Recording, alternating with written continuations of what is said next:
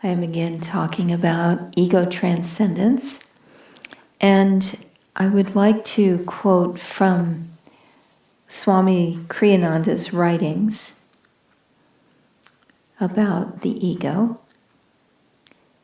Matter has been shown to consist only of vibrations of energy. From this, we can at least begin to intellectually understand that our actual reality, our separate reality, is only an ever-changing cloud of energy, and that we are all, in truth, but a single reality.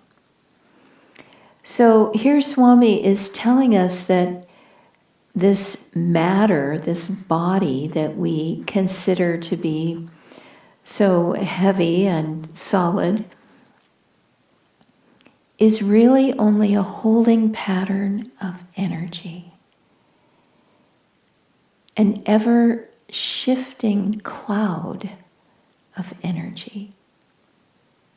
And from that, we can understand that we can change that energy.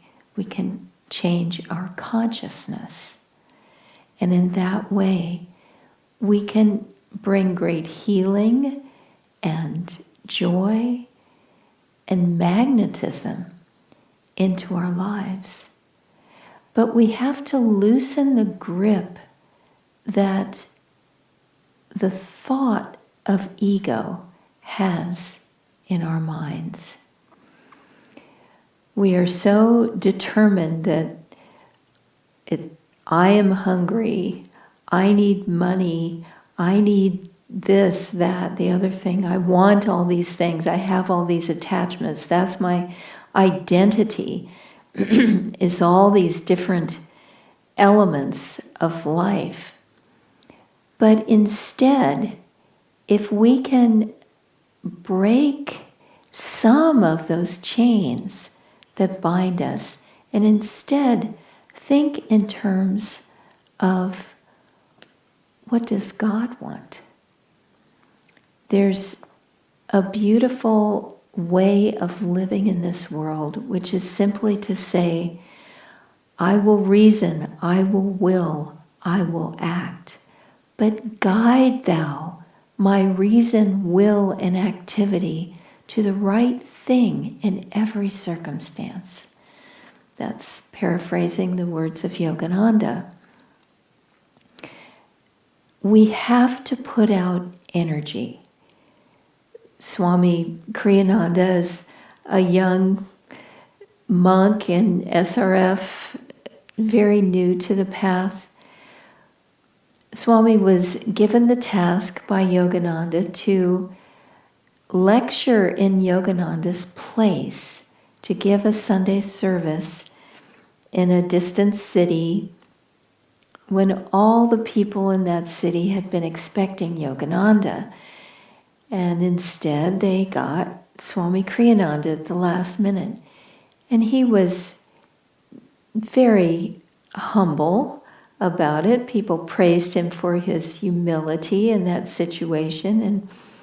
And afterwards, Swami would say, what else could I be but humble? I was trying to stand in the place of Yogananda, just such a young boy, only 22.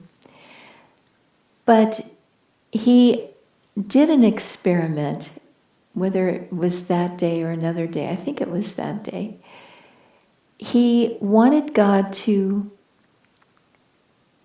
speak through him. And so he began his talk, and then at a certain point he calmly called on God. Okay, if you want to talk, speak through me now. And so he stood there, he said, for a good 2 minutes, which is a long time when you have the stage and all eyes are on you.